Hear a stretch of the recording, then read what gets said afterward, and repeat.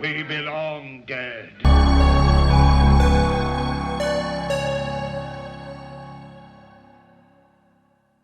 So my fellow creepers and things that go bump in the night, welcome back. Yes, back to another episode of Creature of the Night. I am your host, Toxin, your friendly neighborhood sinner.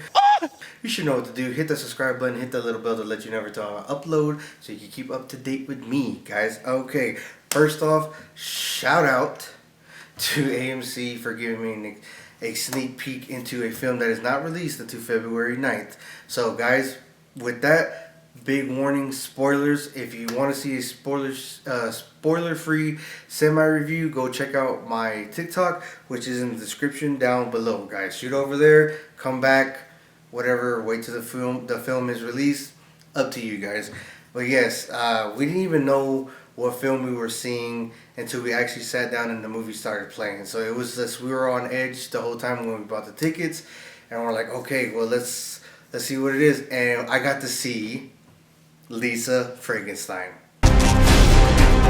You know anything about the disappearance of a student? I'm not making any more comments.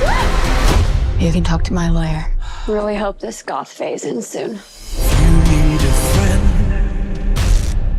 If you're joining me from TikTok, or this is the first time you've ever seen a review on this film, it is a twist on the classic Frankenstein. This film, Lisa Frankenstein, directed by Zelda Williams, that is actually Robin Williams' daughter, R.I.P., starring Catherine Newton and Cole Sprouse from Sweet Life of Zack and Cody, a coming-of-rage love story. Yes, guys, coming of age, we've all been teenagers, we all know what it's like, world on our shoulders, we think everything really matters, you know, we're just kind of a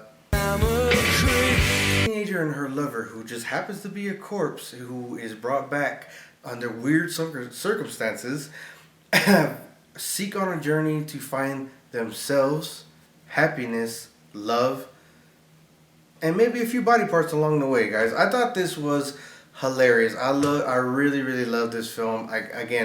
I said it in my TikTok that I like this film a lot more than I originally thought I was. A love story, the Frankenstein thing. I was like, I've seen too many versions of it. Let's see how this do it. But Zelda did amazing job.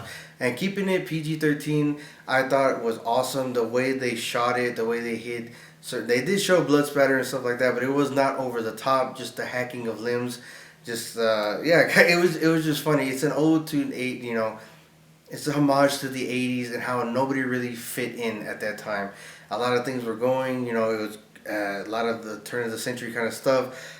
Music was changing, clothing was changing, hairstyles were changing. Everybody was just finding themselves, but obviously everybody does that, but different time, you go through different shit. But we all go through it. We all go through the hormonal change, and again, thinking that the world's just gonna end, But I really love how they did this. It was hilarious. It kept my attention the entire time, and like I said, the way they kept it PG-13, how they were hacking of limbs, and how they were showing the shadow. Again, spoilers in this one. How they hack off a dick because he doesn't have a dick. I really thought it was cool that. So the way the trailer portrays it is that she is obsessed with him. She finds a way to reanimate him, and she makes her boyfriend. It's actually not true. She's just a weird little chick who likes to spend time in the cemetery. Finds a particular headstone and becomes obsessed with it. It is a pretty dope headstone, though. It has like his likeness, his silhouette carved into the stone, so she kind of fell in love with that. Even the stone was like a good looking thing. And one night, like when she goes to a party and she's actually drugged, nothing happens, thank God, but she makes it out of there, and like I guess she just makes a wish, and it's to be brought back to life, and he is actually more obsessed with her. So it's like the other way around. Actually, it's kind of like the regular Frankenstein. He's obsessed with finding a mate, and he makes his mate his entire world. So when it doesn't kind of work out, it kind of goes to shit a little bit, because she is actually obsessed with another boy who her goody two-shoe cheer captain sister, half-sister or whatever, is actually doing on the side. But I already called that from the get-go. I saw it was a lot of traditional typical horror movie or typical movie synopsis going through, like how everything was lining up. I kind of called it a lot, but again, it did not take away from the film for me. It made it that much more enjoyable. Again, I had a smile on my face the entire time, and it was good. Me and my girl actually had a really good time watching it, and she even said it was a lot funnier, and she liked it a lot more than she thought she was. It is definitely a must go see, guys. It is, like I said, it is released on February 9th. What else am I leaving out from it? I love the costumes. Again, Zelda did a great job portraying the camera angles and all that. How they kept it PG-13. Cody, I loved how he played the creature. He was amazing. There is not one line that he has until the very end when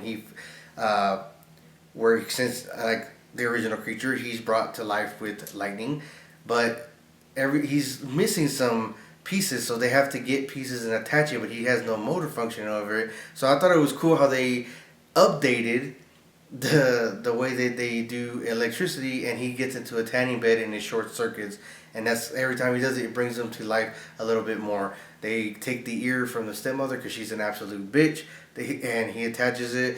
The guy who is actually trying to force himself onto Lisa at the party when she's drugged, they take his hand.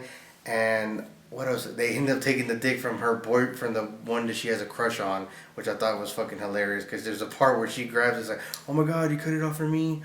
No way!" It was just funny, guys. It was really, really enjoyable. I highly, highly recommend going to see it, guys.